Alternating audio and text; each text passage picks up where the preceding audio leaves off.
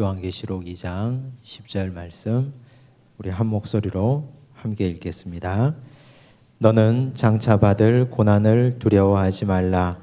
볼지어다 마귀가 장차 너희 가운데에서 몇 사람을 오게 던져 시험을 받게 하리니 너희가 10일 동안 환난을 받으리라. 내가 죽도록 충성하라. 그리하면 내가 생명의 관을 내게 주리라. 아멘. 네, 오늘은 요한계시록 두 번째 시간입니다. 오늘은 계시록 2장과 3장 일곱 교회들에게 주시는 말씀을 함께 나누겠습니다. 일곱 교회에게 주시는 말씀의 첫 서두가 굉장히 중요한데, 이 서두가 왜 중요하냐면 교회의 본질을 담고 있기 때문에 그렇습니다. 교회의 본질이 무엇인가가 오늘 이 2장과 3장에 계속해서 반복되어 나타납니다. 일곱 교회에 주시는 말씀, 한 교회 한 교회마다 하나의 틀이 있는데, 그 교회에 말씀을 주시는 어떤 이가 이르시되, 이렇게 시작하고 있습니다. 그리고 주시고자 하는 말씀이 있습니다. 칭찬이 있고 책망이 있고 도전이 있고, 그리고 끝에 성령이 교회들에게 하시는 말씀을 들을지어다. 그래서 예수께서 말씀하시고 마지막에는 성령이 교회들에게 하시는 말씀을 들을지어다. 이렇게 끝납니다. 그걸 우리 교재에서 제가 이렇게 떼서 적어뒀습니다. 일곱 교회에게 말씀하시는 분은 누구십니까? 각 교회, 일곱 교회의 첫머리를 따두었는데 한번 볼게요. 2장 1절, 에베소 교회의 사자에게 편지하라. 오른손에 있는 일곱 별을 붙잡고 일곱 금촛대 사이를 거니시는 이가 이르시되. 누굽니까 이분이? 예수님이죠. 우리가 지난 시간에 살펴봤지 않습니까? 일곱 별은 교회 사역자들, 교회의 사자들, 교회를 이끌고 인도하는 분들을 얘기한다 그랬고, 일곱 촛대는 교회를 말한다 그랬습니다. 그 일곱 촛대 사이를 거니시는 분은 바로 예수 그리스도입니다. 이분이 말씀하시는 거예요. 두 번째 교회에 말씀합니다. 2장 8절입니다. 서머나 교회의 사자에게 편지하라. 처음이며 마지막이요 죽었다가 살아나신 이가 이르시되. 이분도 누구예요? 예수님이죠. 알파와 오메가가 되시는 분, 예수님이 말씀하시는 거예요. 세 번째 교회 12절, 버가모 교회의 사자에게 편지하라. 좌우에 날선 검을 가지신 이가 이르시되. 좌우에 날선 검, 그 입의 검, 좌우에 날선 검, 예수 그리스도의 말씀이라 그랬잖아요. 말씀을 가지시니 예수 그리스도입니다. 네 번째, 두아디라 교회의 사자에게 편지하라. 그 눈이 불꽃 같고 그 발이 빛난 주석과 같은 하나님의 아들이 이르시되. 지난 시간에 그 발이 빛난 주석 같다 말씀드렸는데, 이건 사탄의 권세를 짓밟는다 그렇게 말씀드렸습니다. 이분도 역시 예수 그리스도입니다. 3장 1절, 사대교회의 사자에게 편지하라. 하나님의 일곱 영과 일곱 별을 가지신 이가 이르시되. 내가 내 행위를 아노니 내가 살았다 하는 이름을 가졌으나 죽은 자로다. 일곱 영과 일곱 별을 가지신 이분이 누굽니까? 예수 그리스도죠. 이분도 다 예수 그리스도고요. 3장 7절, 빌라델비아 교회의 사자에게 편지하라. 거룩하고 진실하사 다윗의 열쇠를 가지시니 곧 열면 닫을 사람이 없고 닫으면 열 사람이 없는 그가 이르시되. 이분도 누구예요? 다윗의 열쇠를 가지시니. 이건 우리가 1장에서 살펴본 적이 없어요. 근데 제가 말씀드렸죠. 계시록에 있는 말씀은 그냥 하늘에서 뚝 떨어진 말씀이 아니고 이전 구약에 있는 말씀을 다 요한이 묵시 가운데 받아서 적어 놓은 거다. 이건 어디에 있냐면 이사야 22장 22절 23절에 있습니다. 한번 보실까요? 이사야 22장 22절과 23절 우리 함께 읽겠습니다. 내가 또 다윗의 집의 열쇠를 그의 어깨에 두리니 그가 열면 닫을 자가 없겠고 닫으면 열 자가 없으리라. 이대로 있죠. 이 말씀 23절 못이 단단한 곳에 박힘같이 그를 견고하게 하리니 그가 그의 아버지 집에 영광의 보좌가 될 것이요. 이분이 누굽니까? 이사야 선지자가 예언한 이분이 바로 예수 그리스도 그분 아니십니까? 기억하셔야 됩니다. 3장 14절 볼게요. 라우디게아 교회의 사자에게 편지하라. 아멘이시요 충성되고 참된 증인이시요 하나님의 창조의 근본이신 이가 이르시되. 이분은 누굽니까? 이분도 예수 그리스도예요. 그러니까 결론적으로 말하면 7 교회에게 말씀하시는 분은 전부 다 누구시다? 예수 그리스도. 이 7 교회는 그 당시 소아시아에 있는 교회만 말하는 것이 아니고 7이라는 수는 완전수라고 말했기 때문에 앞으로 오고 올 모든 교회를 가리킨다. 그래서 오늘 우리 교회에도 누가 말씀하신다? 예수 그리스도께서 말씀하고 계신다. 이걸 꼭 기억하셔야 됩니다. 그런데 이렇게 각 교회에게 말씀하시는 걸 서두에 이렇게 열어놓고 마지막에 어떻게 또 얘기하고 있느냐. 그 다음 페이지를 보십시오. 자, 각 교회에 대한 말씀 끝에서 공통된 부분을 찾아보라고 그랬습니다. 2장 7절 읽어볼까요? 함께 읽습니다. 귀 있는 자는 성령이 교회들에게 하시는 말씀을 들을지어다. 여기까지. 네. 이건 에베소 교회에 말씀하셔놓고 마지막에 귀 있는 자는 성령이 교회들에게 하시는 말씀을 들을지어다. 이랬어요. 11절 한 번 더 있습니다. 시작. 귀 있는 자는 성령이 교회들에게 하시는 말씀을 들을지어다. 2장 17절 귀 있는 자는 성령이 교회들에게 하시는 말씀을 들을지어다. 이렇게 해서 29절, 3장 6절, 3장 13절, 3장 22절 다 돌아보면 똑같은 말이 계속 반복되고 있어요. 이게 무슨 말이냐? 제가 3번 질문에 적어놨죠. 각 교회마다 이르시되 들을지어다가 호응됩니다. 이를 통해 드러난 교회의 본질은 무엇입니까? 처음에 서두에 예수 그리스도께서 이르시되 끝에 성령이 교회들에게 하시는 말씀을 들을지어다 그랬잖아요. 교회의 본질이 뭐라는 말입니까? 교회는 예수 그리스도가 말씀하시고 우리는 듣는다. 이것이 교회의 본질이라는 뜻입니다. 이건 그 당시에 소아시아에 있는 7 교회에만 해당되는 말씀이 아니고 오고 오는 모든 교회, 오늘 우리 교회에도 해당되는 말씀이에요. 근데 교회가 그리스도께서 말씀하셔야 되는 공동체임에도 불구하고 안타깝고 슬프게도 그리스도 아닌, 그리스도의 말씀이 아닌, 하나님의 진리의 말씀이 아닌 사람의 말이 너무 많습니다. 사람이 하는 말이 너무 난무하고, 그리고 하나님의 말씀만 증거해야 될 목회자가 하나님의 말씀이 아닌 개인의 생각과 개인의 철학과 개인의 사설을 너무 많이 읊어놓고 있습니다. 이건 교회의 본질을 흐리는 일입니다. 성도도 역시 마찬가지예요. 성도의 가장 핵심되는 책임은 교회 공동체에 우리가 일원이 되었다는 것은 예수께서 말씀하시는 걸 우선 들어야 되잖아요. 우선 들어야 되는데 들을 것은 별로 생각하지 않습니다. 잘 듣고 잘 새겨야 되는데 듣는 건 별로 중요치 않고 서로 내 말 좀 들어달라고, 서로 내가 하는 말을 내 말에 좀 귀 기울여 달라고 자기 말을 계속해서 쏟아내고 있습니다. 이건 옳지 않습니다. 성도의 본분은 그리스도께서 하시는 말씀을 들어야 됩니다. 그게 가장 중요한 것입니다. 에덴 동산에서 하와는 들어야 될 하나님의 말씀을 듣지 않고 뱀의 말을 들었잖아요. 뱀의 말을 듣고 나니까 그녀가 그 다음에 보니까 선악과를 보니까 보암직도 하고 먹음직도 하고 지혜롭게 할 만큼 탐스럽기도 한 나무인지라 그렇게 돼버렸습니다. 사람의 말에 귀를 기울이거나 하나님의 말씀이 아닌 그리스도의 말씀이 아닌 다른 여타 사설에 귀를 기울이게 되면 우리가 다른 데에 관심을 기울이게 되고 결국은 그 끝은 죄로 결말납니다. 굉장히 무서운 결과 아닙니까?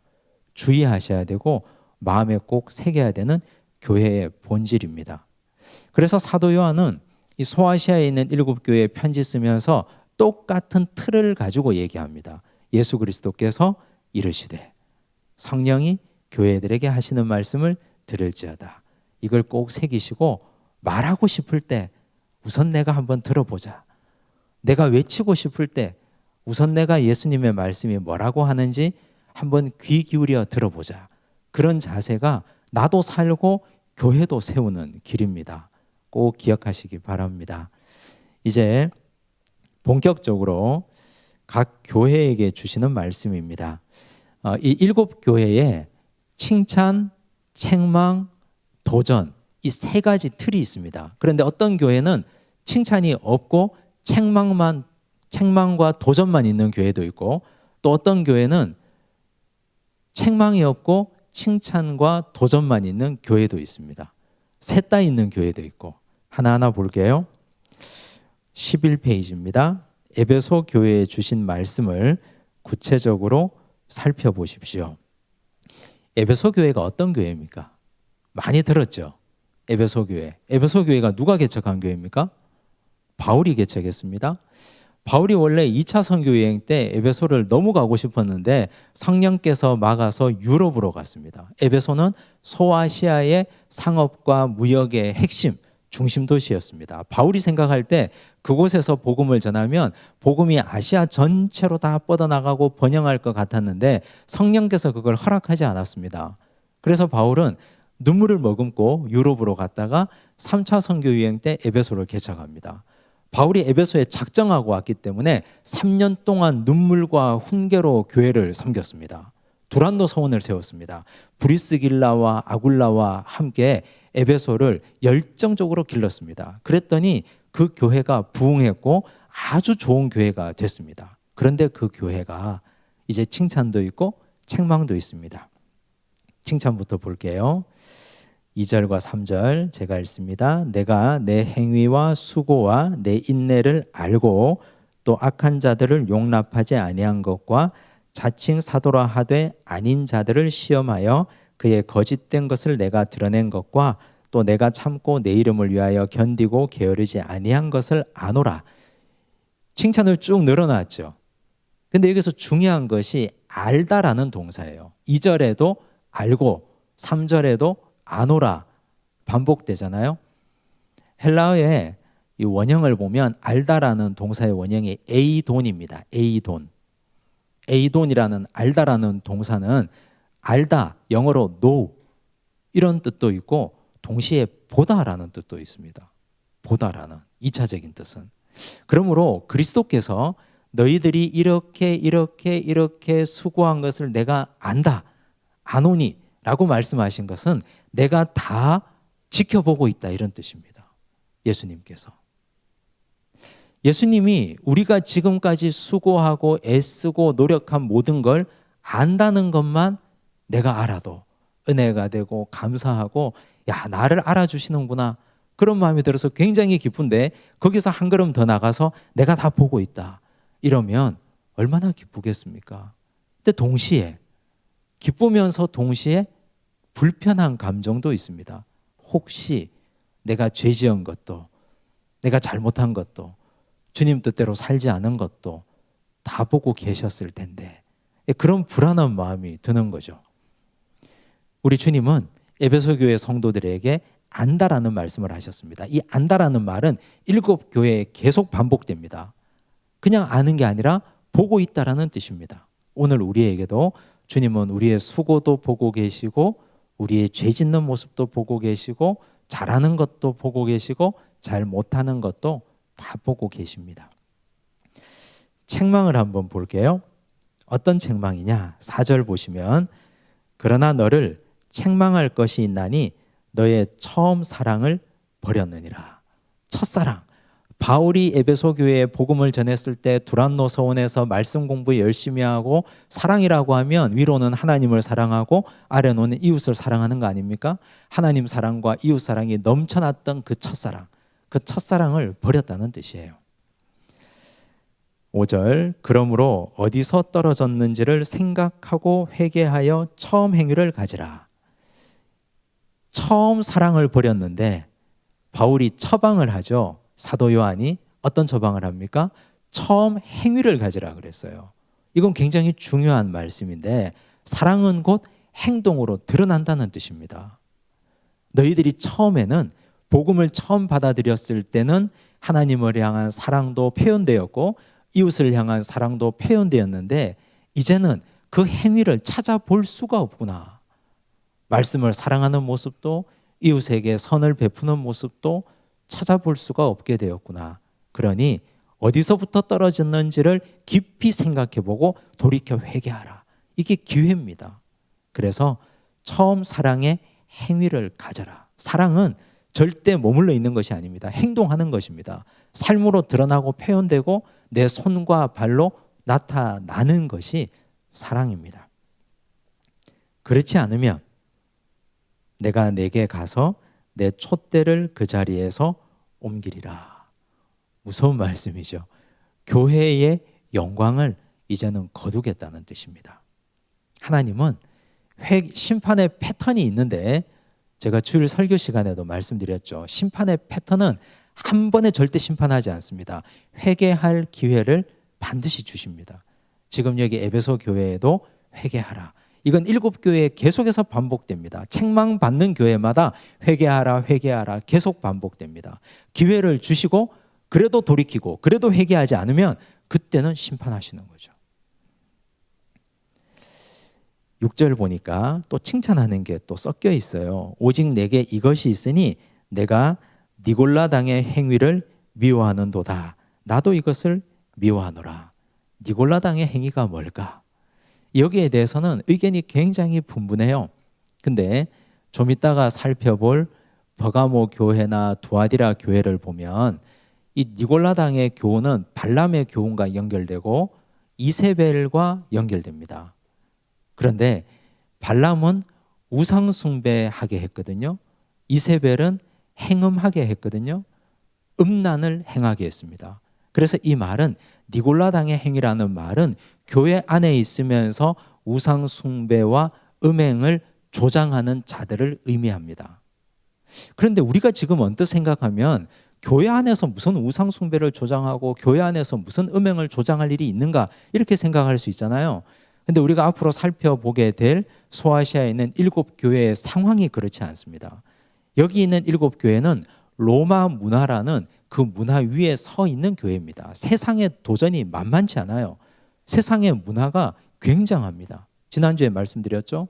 요한계시록이 쓰여진 역사적 배경은 도미티아누스 황제의 급격한 핍박 가운데 쓰여졌다. AD 81년부터 AD 96년 사이에 황제 숭배 사상이 휘몰아치던 그 시절에 황제 숭배를 하지 않으면 장사도 할 수 없고 황제 숭배를 하지 않으면 아이들 학교도 보낼 수 없고 황제 숭배하지 않으면 그냥 굶어 죽기 딱 좋은 시절이었습니다. 그러니 교회 안에 우리가 일단 살고 봐야 되지 않느냐. 그래서 그런 문화적인 행위니까 그냥 가서 황제에게 한번 머리 숙이고 고개 숙이고 엎드리고 오는 건 그건 우리가 믿음을 저버리는 행위가 아니다. 이렇게 말하는 자들이 많았다고요. 그런 자들을 니골라당의 행위라고 말했습니다. 다른 곳에는 발람의 교훈이라고 말했고 이세벨의 교훈이라고 말했습니다. 이런 자들을 에베소 교회는 용납하지 않았습니다. 그걸 잘 지켰다는 뜻입니다. 7절 도전입니다. 귀 있는 자는 성령이 교회들에게 하시는 말씀을 들을지어다.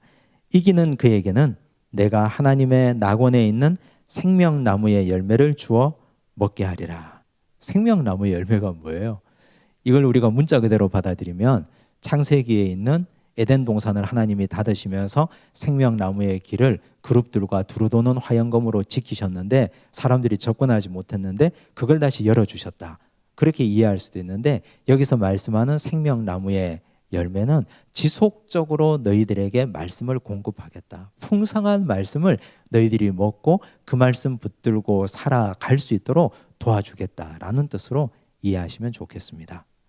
이제 에베소 교회를 이렇게 정리하고 서머나 교회를 한번 볼게요. 이 서머나 교회는요, 알고 있어야 될 배경이 요즘 터키에 가면 이즈미르라는 도시가 있습니다. 아마 들어보셨을 거예요. 이즈미르라는 도시. 터키에서 세 번째 큰 도시입니다. 이 이즈미르라는 도시는 지금도 터키에서 세 번째 큰 도시지만 과거에 사도 요한이 편지를 써보낼 이 당시에 여기는 지역의 중심 도시였습니다. 그래서 그 지역의 황제 숭배의 핵심 도시였습니다.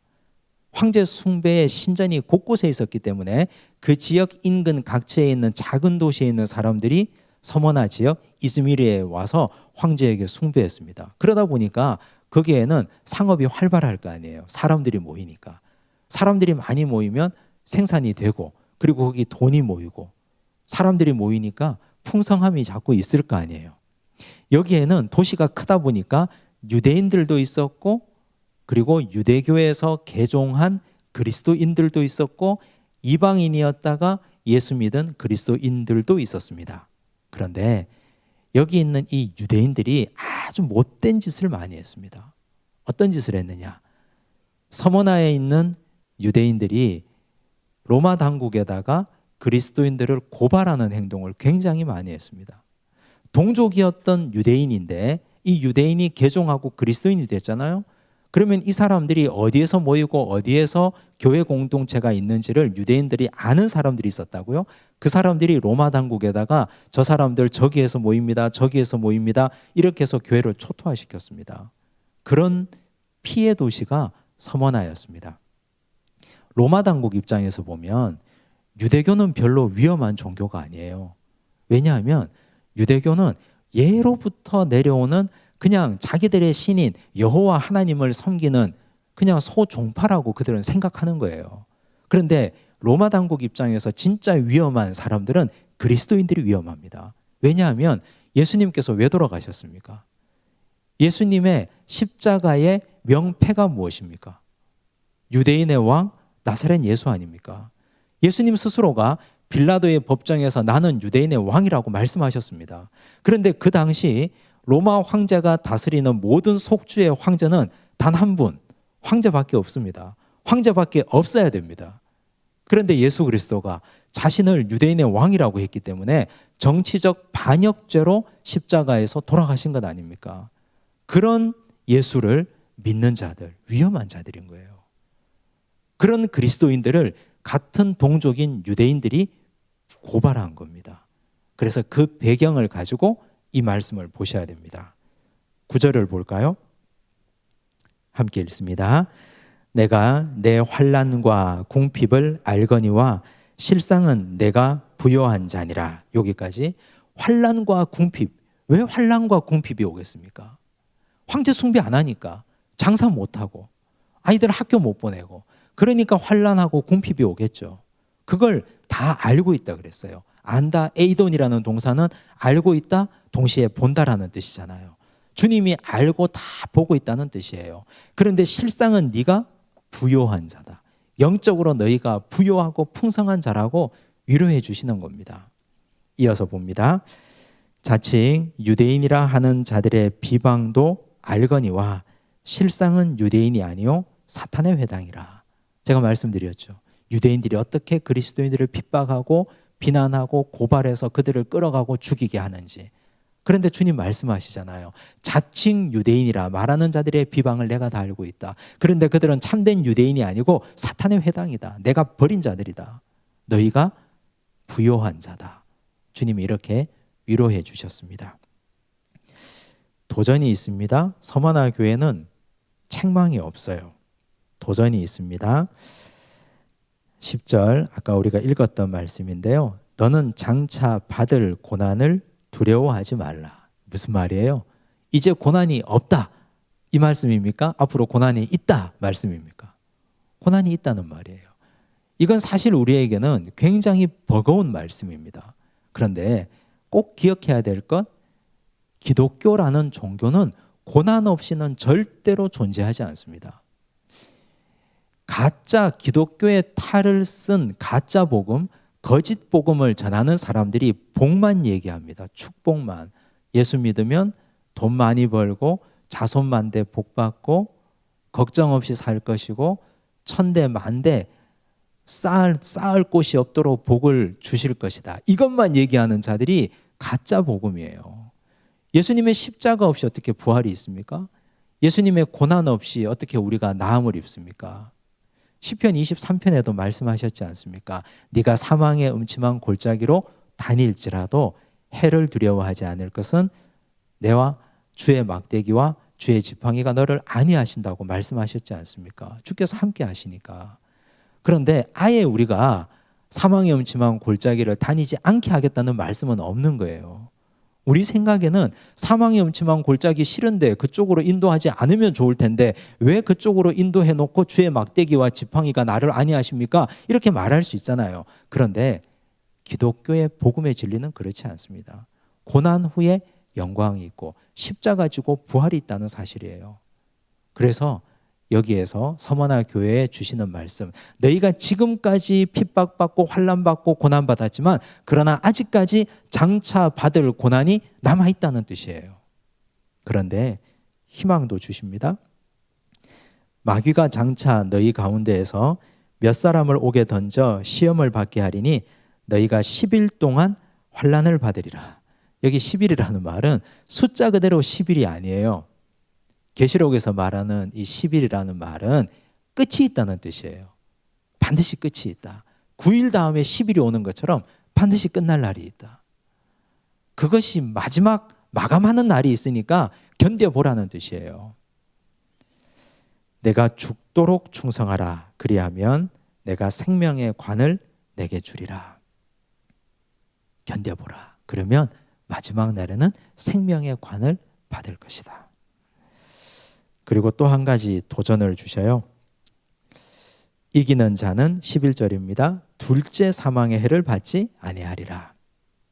계시록에는요, 둘째 사망 얘기를 자주 하거든요. 왜 둘째 사망을 얘기할까요?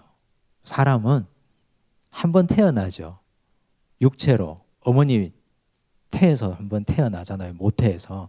그게 첫 번째 출생이고 그 다음 예수님이 니고데모를 만나서 하셨던 말씀 어떻게 해야 된다고요? 거듭나야 된다 그랬잖아요. 우리 그리스도인은 두 번 태어나야 됩니다. 한 번은 무조건 난 것이고 두 번째는 물과 성령으로 태어나야 돼요. 거듭나야 됩니다. 그런데 죽는 건 한 번만 죽어요. 흙으로 빚어진 내 육체만. 둘째 사망의 해를 받지 않아요. 둘째 사망이 뭐예요? 영원한 형벌 지옥이에요. 그걸 둘째 사망이라고 계시록이 표현한 겁니다. 그래서 우리는 2+1의 인생을 사는 거지 1과 2의 인생을 사는 게 아니에요. 이 숫자가 바뀌면 곤란합니다. 한 번 태어나고 두 번 죽고 그건 믿지 않는 사람들의 숫자인 거지 우리 믿는 사람은 두 번 태어나고 한 번만 죽습니다. 근데 그 죽음은 누구나 다 당하는 건너감의 죽음이기 때문에 두려워할 이유가 없습니다. 육체의 옷을 벗는 거지 그걸 예수 그리스도는 또 바울은 잠자는 것이라고 표현하셨습니다. 그리고 하나님 안에서 다시 깰 것이라고 말씀하셨습니다.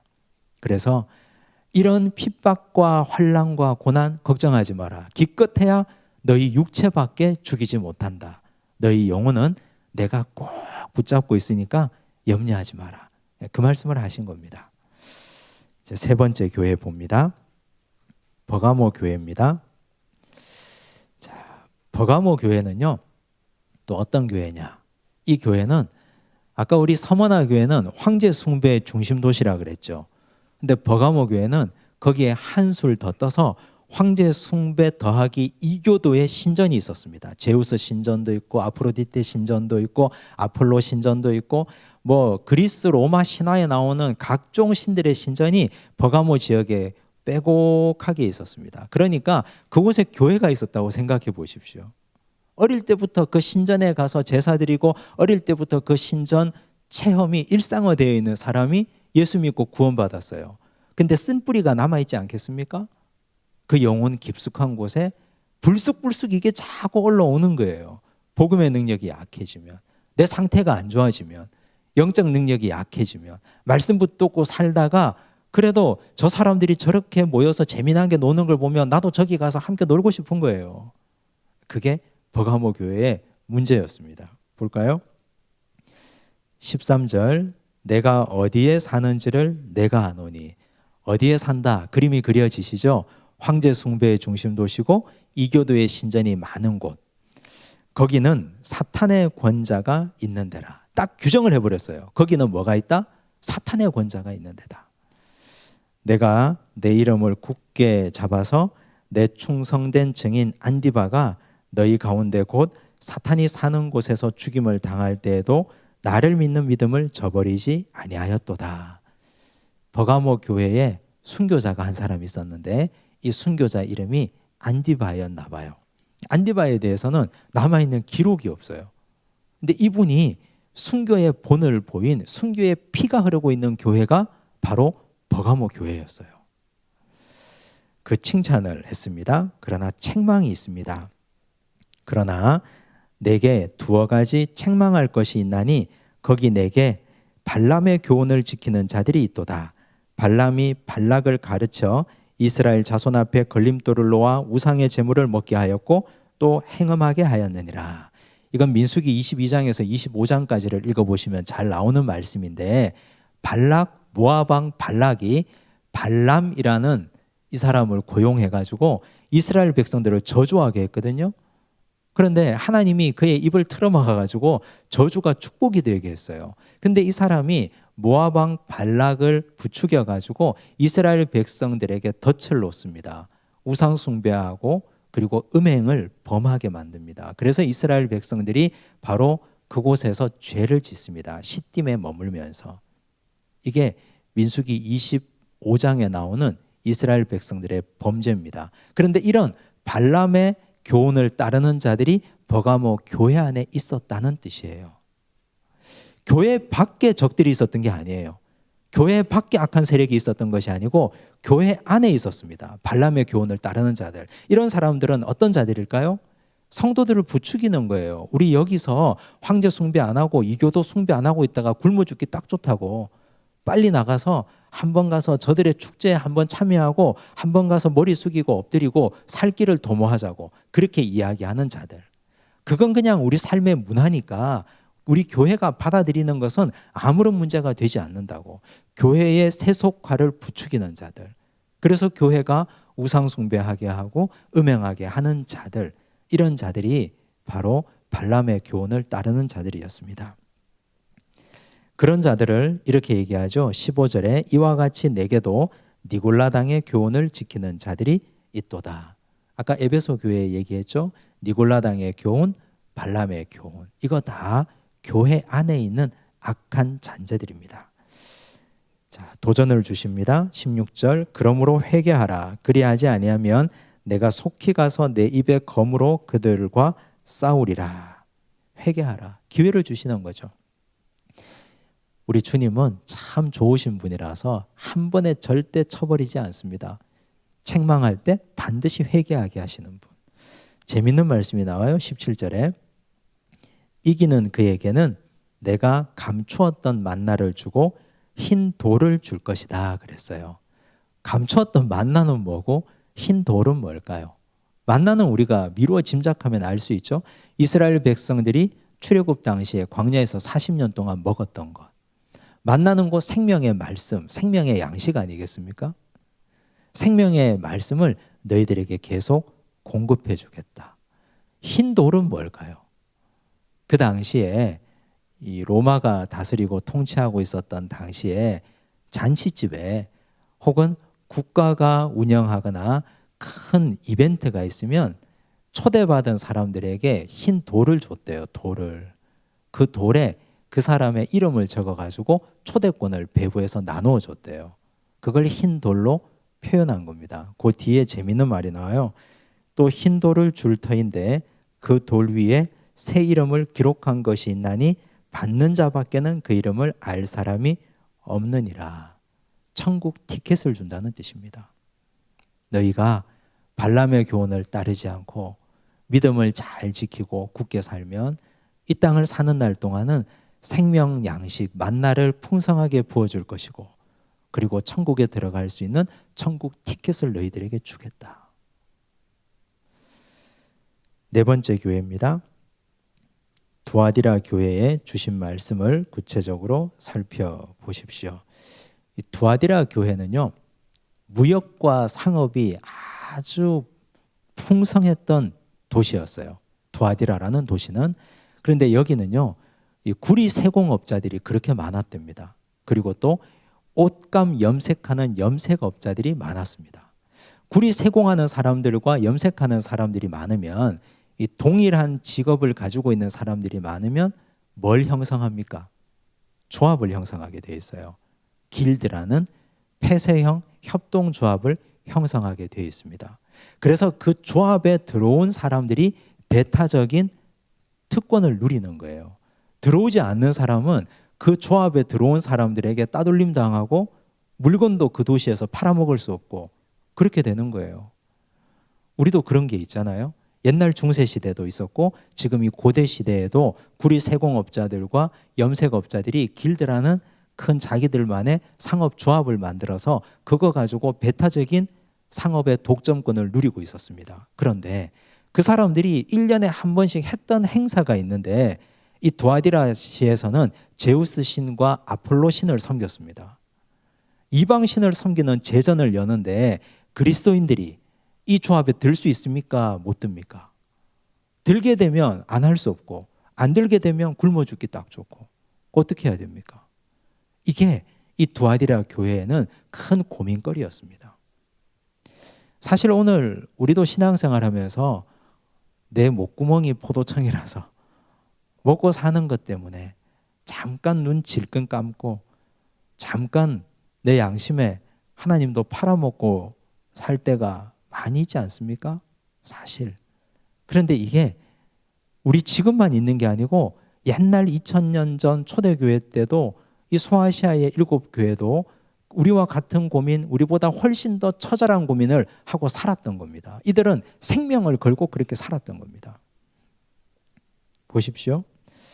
칭찬은 아주 짧게 합니다. 19절. 내가 내 사업과 사랑과 믿음과 섬김과 인내를 아노니 내 나중 행위가 처음 것보다 많도다.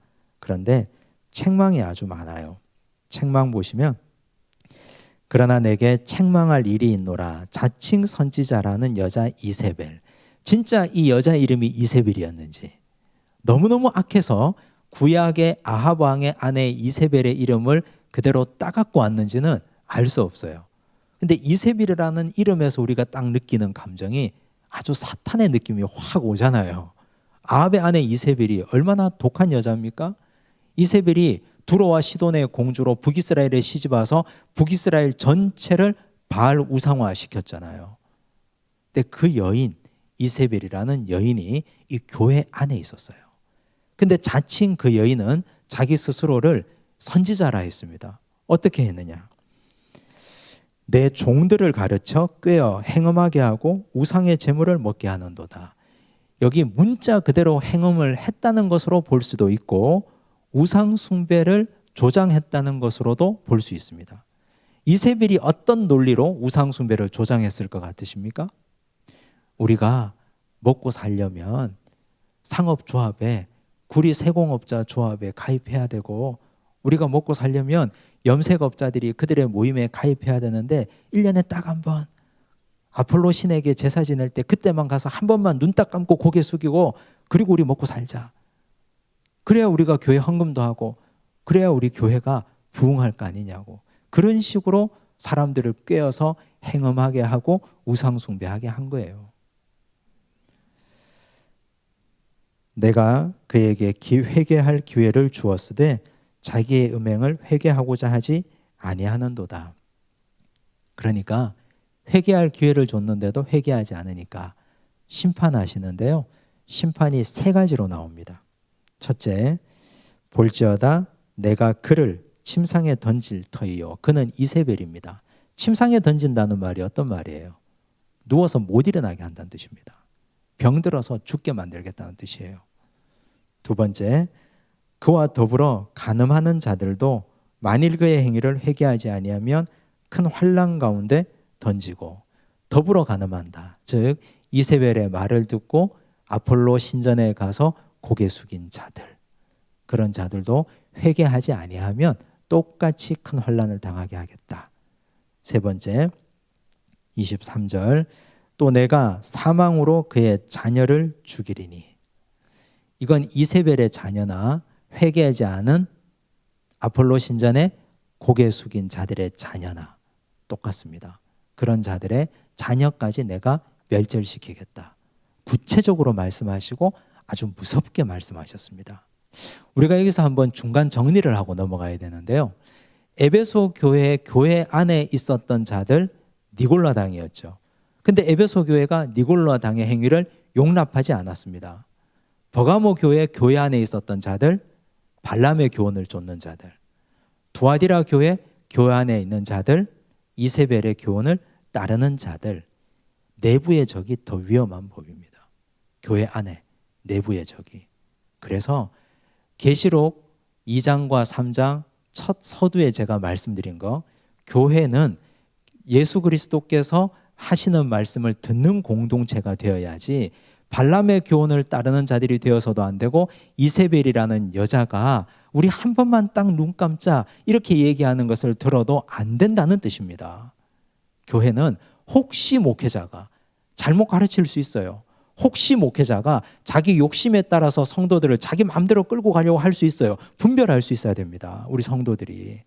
저건 우리가 사람의 말이 아니라 하나님의 말씀으로 들어야 되는데 목사님이 욕심이 좀 지나쳤구나. 분별할 수 있어야 됩니다. 내 영혼을 살리기 위해서.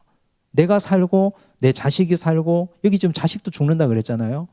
내 가정도 살고 내 공동체도 살기 위해서는 우리는 사람의 말을 들어야 되는 사람이 아니고 그리스도의 말씀을 들어야 되는 사람이에요. 꼭 기억하셔야 됩니다. 교회 안에 있는 니골라당, 발람의 교훈, 이세벨의 교훈 굉장히 중요하고 무서운 자들입니다. 문화적으로 교회에 침투합니다. 이 정도는 괜찮다고. 이 정도는 우리가 타협하고 용납해도 된다고. 자, 도전을 줍니다. 이 도전에서 아주 중요한 핵심이 나오는데요. 28절 한번 볼게요. 28절 보시면 내가 또 그에게 새벽별을 주리라. 회개하고 굳게 지키면 새벽별을 준다고 그랬어요. 새벽별이 뭘까요? 새벽별이라면 아침에 일어나서 일하러 갈 때 새벽별 봐야 되나? 아침에 일어나는 거 싫은데? 이렇게 생각할 수 있는데 이 새벽별은 예수 그리스도를 의미합니다. 요한계시록 22장 16절을 한번 볼게요. 함께 읽습니다. 나 예수는 교회들을 위하여 내 사자를 보내어 이것들을 너희에게 증언하게 하였노라. 나는 다윗의 뿌리요 자손이니 곧 광명한 새벽별이라 하시더라. 예수님이 자기 자신을 가리켜서 뭐라고요? 광명한 새벽별. 그래서 이 말은 두아디라 교회 안에 있는 이세벨 같은 여자의 이 깸을 잘 이기면 예수 그리스도가 바로 너에게 선물이 될 것이다. 이 얼마나 놀라운 선물이에요. 예수 그리스도가 우리에게 선물로 주어진다 그랬는데. 그 다음 사대교회에 주신 말씀. 사대교회는요 지진을 경험한 교회예요. AD 70년에 엄청난 대지진이 사대 지역에 임했답니다. 큰 지진이 임하고 나서 로마가 이 도시를 복구했어요. 그래서 활기가 넘치고 사람 사는 동네가 된 그런 지역이에요. 그런데 여기는 칭찬이 하나도 없습니다. 볼까요? 1절 사대교회의 사자에게 편지하라. 하나님의 7영과 7별을 가지신 이가 이르시되 내가 내 행위를 아노니 네가 살았다 하는 이름은 가졌으나 죽은 자로다. 사대라는 이름 자체가 살았다는 뜻이 아니고요. 이 지역 자체가 살아 움직이고 활기찬 지역이에요. 그래서 교인들도 살아 움직이고 상업이 활발하고 이러니까 교인들도 살아 움직이는 것처럼 보이지만 사실은 그들이 다 우상 숭배하고 대충대충 타협해서 교회 안에서도 활기가 넘칠 뿐이지 사실은 영적으로 보면 다 죽은 자들이다. 무섭지 않습니까? 살아 움직이는 것처럼 보이는데 하나님 보실 때는 다 죽은 자라니까요. 영이 다 죽은 자들요. 3절 보십시오. 그러므로 네가 어떻게 받았으며 어떻게 들었는지 생각하고 지켜 회개하라. 복음을 처음 받을 때 어떻게 받고 어떻게 들었는지를 생각하고 지켜 회개하라 그랬어요. 다시 처음으로 돌아가라는 말이에요. 이 말은 에베소 교회에 주셨던 말씀, 첫 사랑을 잃어버린 교회, 처음 행위를 가지라, 이 말씀과 똑같은 말씀이에요. 우리가 가끔 나 옛날에 이러지 않았는데 요즘은 말씀 읽는 것도 재미없고 기도하는 것도 5분만 기도하면 힘들고, 성도의 침체는 둘 중에 하나예요. 혹은 두 가지거나 말씀과 기도, 이 두 가지가 문제가 생기면 영적 침체가 100% 오게 되어 있습니다.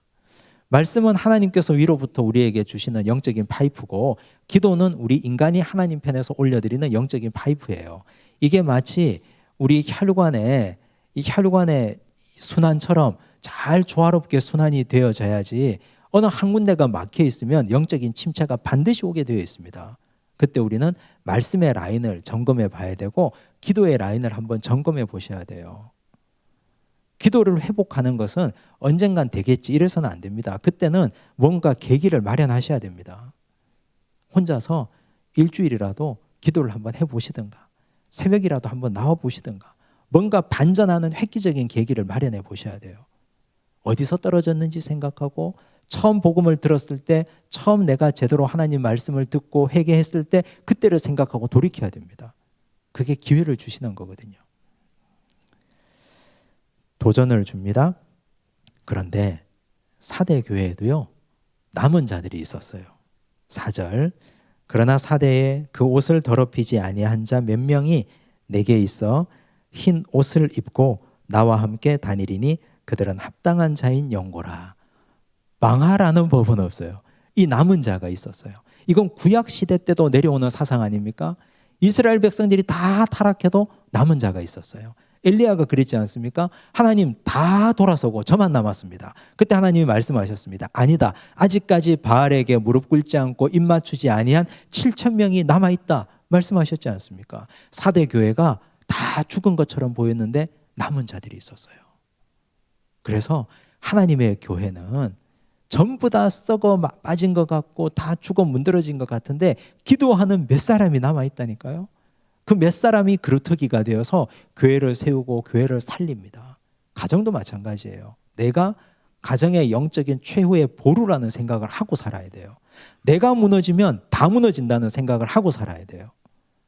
내가 남은 자다. 다 저렇게 됐는데 에라 모르겠다 이러면 안 돼요. 사대교회에 남은 자 몇 명이 있었습니다. 5절, 이기는 자는 이와 같이 흰옷을 입을 것이요 내가 그 이름을 생명책에서 결코 지우지 아니하고 그 이름을 내 아버지 앞과 그의 천사들 앞에서 시인하리라. 얼마나 영광스럽습니까? 생명책에서 지우지 않고 하나님 앞과 천사들 앞에서 시인한다고 했으니까요. 자, 빌라델비아 교회 한번 볼게요. 이 빌라델비아 교회는요, 사대에서 아주 가까운 지역이에요. 근데 도시가 작아요. 크지 않아요. 지진이라는 것이 큰 도시에 있으면 그 옆 도시까지 여파를 주잖아요. 그래서 사대라는 도시는 그나마 큰 도시였기 때문에 로마가 지진 이후에 복구를 해줬고 빌라델비아는 복구를 해주지 않았어요. 그래서 여기는 사람이 거의 살지 않았어요. 많이 살지 못했어요. 옛날부터 거기서부터 털을 잡고 살았던 사람들만 살았지. 그러다 보니까 거기는 교회도 약했어요. 아주 연약한 교회. 그런데 약한 교회인데 역설적으로 이 교회가 가장 칭찬받은 교회가 됐습니다. 8절, 볼지어다 내가 네 앞에 열린 문을 두었으되 능히 닫을 사람이 없으리라. 내가 내 행위를 아노니 내가 작은 능력을 가지고서도 내 말을 지키며 내 이름을 배반하지 아니하였도다. 하나님 보시는 게 뭐예요? 우리 주님 보시는 거. 능력 많은 걸 봅니까? 아니면 충성과 진실됨을 봅니까? 능력을 보지 않습니다. 우리 주님은 충성과 진실을 보십니다. 우리는 달란트 5개 받기를 원하는데 우리 주님은 하나만 받아도 그거 붙들고 열심히 살아내고 하나님 말씀대로 성실하게 믿음의 분투를 하기를 바라고 계세요. 그게 우리 하나님께서 우리에게 원하시는 겁니다. 빌라델비아 교회가 적고 연약하고 작은 능력을 가졌는데 말씀 지키고 주님의 이름을 배반하지 않았어요. 어디 가서 절하지 않았어요. 그래서 주님이 칭찬하셨습니다. 10절 볼까요? 네가 나의 인내의 말씀을 지켰은즉. 이거 굉장히 중요한 말씀이에요. 여기서 하나님 말씀의 성격을 규정하고 있습니다. 하나님 말씀의 성격이 뭐예요? 인내의 말씀이에요. 우리는 하나님 말씀을 읽으면 이게 오늘 당장 나한테 이루어지고 오늘 당장 나에게 주어질 것처럼 흥분하잖아요. 들어가도 복받고 나가도 복받고 이러면 하나님 오늘 내가 이 말씀 믿사오니 오늘 당장 나에게 이루어 주옵소서. 그렇지 않아요. 하나님의 말씀은 인내의 말씀이에요. 아브라함이 이삭 하나 받기 위해서 25년 믿음의 투쟁을 했죠. 네 자손이 저 하늘의 별과 같이 바다의 모래같이. 아브라함 생전에 이루어지지도 않았어요. 그가 죽어서 하늘나라 보좌 우편에서 지금에서야 믿음의 후손들이 하늘의 별과 같이 바다의 모래같이 이루어진 것을 보고 기뻐하고 있는 거예요. 하나님의 말씀은 오랫도록 붙들고 잡아야 될 인내의 말씀이에요. 우린 성급합니다. 기한을 정하죠. 오늘 당장 안 되면 박차고 나가버립니다. 예수 이까짓 거 믿지 않는다고. 내가 이렇게 열심히 기도하고 내가 이렇게 열심히 간구하고 이렇게 열심히 분투했는데 이루어지지도 않는다면, 그런데 그건 진짜 어리석은 사람이에요. 왜냐하면 우리 인생이 육체로만 끝나지 않기 때문에 그렇습니다. 우리는 육체의 옷을 벗고 나면 영원한 천국 백성 될 것 아닙니까? 천국의 상급을 쌓고 천국의 면류관을 사모하고 살아야죠. 이 땅의 삶으로. 자, 이렇게 말씀합니다. 네가 나의 인내의 말씀을 지켰은즉 내가 또한 너를 지켜 시험의 때를 면하게 하리니. 인내의 말씀을 굳게 붙들고 지키면 시험의 때를 면하게 해주겠다. 축복의 말씀이죠. 또 의미 있는 말씀을 하시는데요. 11절 내가 속히 오리니 네가 가진 것을 굳게 잡아 아무도 내 면류관을 빼앗지 못하게 하라. 지금까지 붙잡고 왔던 능력은 비록 적지만 말씀 붙들고 분투하며 살았던 이거 절대로 놓지 마라. 그러면 면류관을 잡을 것이다. 이기는 자는 내 하나님 성전에 기둥이 되게 하리니 그가 결코 다시 나가지 아니하리라. 왜 기둥이라는 표현을 썼을까요? 빌라델비아가 지진 때문에 기둥이 다 무너져가지고 건물이 다 붕괴됐잖아요. 그러니까 이런 사람이 지은 건물 같은 그런 건물을 짓는 것이 아니다. 너희가 믿음을 굳게 지키고 살면 영원토록 흔들리지 않고 이 땅에 어떤 지진이 와도 결코 무너지지 않는 하나님 성전의 기둥 같은 사람으로 너희를 만들어주겠다. 얼마나 놀라운 축복입니까? 이렇게 그 당시에 있었던 자연재해와 시대적 상황을 자세히 미루어서 성령께서 사도 요한에게 하신 말씀을 요한이 이렇게 기록해서 보낸 거예요. 이 편지를 받았던 빌라델비아 교인들의 감격을 한번 생각해 보십시오. 야, 우리가 이거 꼭 붙들고 있으면 지진이 와서 건물이 다 무너져 나갔는데 우리는 영원토록 무너지지 않고 흔들리지 않는 하나님 성전의 기둥이 되겠구나. 돈이 많아서 하나님 성전에 기둥되는 것도 아니고 권세가 있어서 하나님 성전에 기둥되는 것도 아니고 우린 다 가난하고 병들고 연약하고 노인들인데 믿음 지키고 살면 하나님 성전에 기둥되게 하시는구나. 얼마나 은혜되는 말씀입니까? 그래서 교회는 건물이 좋다고 좋은 교회 아니고 재정이 많다고 좋은 교회 아니고 성도가 많이 모인다고 좋은 교회 아니에요. 능력이 작아도 하나님 말씀 굳게 지키고 순전하게 세속에 때묻지 않고 살아가는 교회. 가정도 마찬가지 아니겠습니까? 우리가 항상 그걸 꼭 기억하고 사셔야 됩니다. 7번째 교회입니다. 라오디게아 교회. 이 라오디게아 지역은요, 우리가 좀 알고 계셔야 될 게 터키를 다룬 세계 여행 프로그램 같은 걸 보면 자주 나와요. 히에라폴리스라고 들어보셨습니까? 파무칼레, 온천수가 막 용솟음치는 그 근처에 있어요. 그리고 또 골로새 근처에 있어요. 골로새 아시죠? 자, 히에라폴리스는 뜨거운 온천이 나오는 곳이고 골로새는 차가운 물이 아주 유명한 곳이에요. 그런데 데니즐리라는 곳이 있어요. 그 근처에 히에라폴리스하고 골로새 근처에 데니즐리라는 곳이 있는데 라오디게아 지역은 물이 아주 귀한 지역이라서 데니즐리에서 파이프로 물을 공급받았다고 그래요. 데니즐리에도 뜨거운 물이 나왔는데 그 물이 파이프를 통해서 라오디게아로 오는 동안 다 식어버릴 거 아닙니까? 그 식은 물을 마시는 순간 역겨워서 다 토하게 되는 거예요. 그걸 그대로 여기 성경에 기록해 두었습니다. 15절 내가 내 행위를 아노니 네가 차지도 아니하고 뜨겁지도 아니하도다. 골로새의 시원한 물도 아니고 히에라폴리스 파무칼레의 뜨거운 온천수도 아니고 파이프를 타고 오는 동안 다 식어버려서 미지근한 물이로다. 네가 차든지 뜨겁든지 하기를 원하노라. 믿음의 결단력 있게 행동하라는 뜻이에요. 믿음의 결단력 있게. 이것도 아니고 저것도 아니고 여기에도 발을 한 발 두고 저기에도 발을 한 발 두고 세상에도 한 발 두고 교회에도 한 발 두고 이건 믿는 것도 아니고 안 믿는 것도 아니고 그런 식으로 회색지대에서 살지 말라는 뜻이에요. 결단하라 이런 말입니다. 내가 이같이 미지근하여 뜨겁지도 아니하고 차지도 아니하니 내 입에서 너를 토하여 버리리라. 너를 다시는 보지 않겠다. 무서운 말씀이죠. 근데 이들이 이렇게 뜨겁지도 않고 차지도 않은 이유가 있어요. 17절 네가 말하기를 나는 부자라 부요하여 부족한 것이 없다 하나. 부자였어요. 돈이 많은 거예요. 너무 돈이 많은 거예요. 상업도 되고 무역도 되고 그리고 이 교회 성도들이 이세벨 아까 얘기했던 두아디라 교회 이세벨의 꾀임에 빠졌던 그 교회처럼 이쪽에 발두고 저쪽에 발두고 있으니까 세상에서 돈 잘 벌 것 아닙니까? 믿음의 순결을 지키지 않고 황제 숭배도 하고 살고 그렇게 사니까 그러니까 이 사람들은 돈이 많은 거예요. 아쉬울 게 없는 거예요. 이쪽 저쪽 오가면서 신앙생활은 하나의 장식품처럼 문화적인 종교 생활을 하고 있는 자들입니다. 그런데 주님 보시기에는 어떻습니까? 내 공고한 것과 가련한 것과 가난한 것과 눈먼 것과 벌거벗은 것을 알지 못하는도다. 주님 보시기엔 그렇다는 거예요. 그래서 주님이 이런 처방을 내리십니다. 18절 비꼬는 말씀이에요. 내가 너를 권하노니 내게서 불로 연단한 금을 사서 동그라미 치세요. 부요하게 하고 흰옷을 사서 또 사서 나오죠. 입어 벌거벗은 수치를 보이지 않게 하고 안약을 사서 눈에 발라 보게 하라. 사서 세 가지 사다라는 말을 동그라미 쳐보세요. 살 수 있거든 이걸 한번 사보란 말이에요. 너희들 돈 그렇게 많다고 돈 자랑하니까 살 수 있으면 돈으로 사서 한번 해보라. 뭘 사라 그랬습니까? 불로 연단한 금을 사라.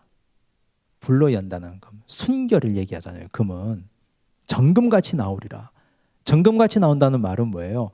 고난과 훈련과 연단을 거쳐서 불순물이 다 제거된 금. 너 돈으로 살 수 있으면 그거 한번 사보라. 살 수 있습니까 그거? 하나님께서 주신 고난, 믿음의 순결을 지키며 잘 살아내야 그래야 우리 믿음의 끝에 가서 겨우 얻을까 말까한 그 금으로 된 것을 어떻게 돈으로 살 수 있습니까? 또 흰옷을 사서 입어 벌거벗은 수치를 보이지 않게 하고 흰옷이 뭡니까? 계시록에서 말하는 흰옷은 정결이에요. 죄 짓지 않는 정결, 순결. 아까 사대교회 전부 다 영적으로 죽은 자들인데 남은 자들이 있다 그랬잖아요. 흰옷을 입은 자들이 있다 그랬잖아요. 죄 짓지 않은 순결 돈으로 살 수 있습니까? 살 수 있으면 그거 한번 사보라는 거예요. 세마포 같은 흰옷을 너 돈 자랑하는데 그걸로 한번 사보라. 세 번째 안약을 사서 눈에 발라 보게 하라. 영적 분별력이에요. 영적 분별력 돈으로 살 수 있으면 한번 해보라. 비꼬는 말씀이에요. 돈 자랑하는 자들 돈으로 절대 이것들 살 수 없지 않습니까? 억만금을 준다 한들 어떻게 정금 같은 믿음을 살 것이며 죄 짓지 않는 순결함을 살 것이며 영적 분별함을 어떻게 사겠습니까? 불가능한 거 아닙니까? 결국 한 가지 길이 있는데 한 가지 길이 뭐예요? 회개하는 것밖에 없어요. 회개하는 것.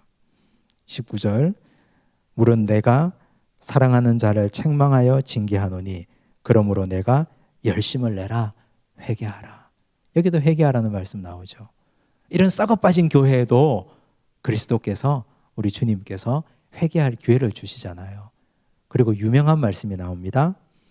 20절 볼지어다 내가 문 밖에 서서 두드리노니 누구든지 내 음성을 듣고 문을 열면 내가 그에게로 들어가 그와 더불어 먹고 그는 나와 더불어 먹으리라. 이런 교회에도요.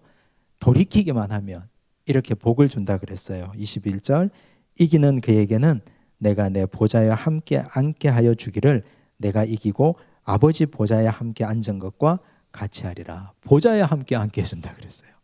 이런 교회에도. 오늘 이 7교회에 주시는 말씀, 우리 각자가 다 개인에게 주시는 하나님의 말씀으로 받은 줄로 믿습니다. 교회는 그리스도께서 말씀하시고 우리는 듣는 곳이라고 얘기했고, 각각 교회에 주시는 말씀, 우리에게 더 크게 부딪혀 온 것이 있으면 그거 붙들고 또 회개하고 돌이키기를 바랍니다. 기도하겠습니다. 하나님 아버지 감사합니다. 사도 요한이 소아시아에 있는 7교회에게 편지하며 이르기를, 예수 그리스도께서 하시는 말씀 귀 있는 자는 들을지어다 말씀하셨습니다. 교회는 그리스도께서 말씀하시고 우리는 듣는 곳인데도 불구하고 우리는 듣지 않고 귀를 기울이지 않았습니다. 듣는 것보다 말하기를 즐겨했습니다. 주님의 말씀보다 니골라당, 발람의 교훈, 이세벨의 교훈을 즐겨 들었습니다. 주님 용서하여 주옵소서. 세상이 아무리 세속화되고 교회가 아무리 세속화의 물결이 밀려온다 하더라도 우리는 믿음의 순결을 굳게 지키고 흰옷을 입은 그리스도의 신부로 살아가게 하여 주옵소서. 그리하여 심판날 주님 앞에 당당히 설 수 있도록 주여 우리의 믿음을 주장하여 주시고 생명의 면류관을 우리들에게 허락하여 주옵소서. 모든 말씀 예수님 이름으로 기도드리옵나이다. 아멘.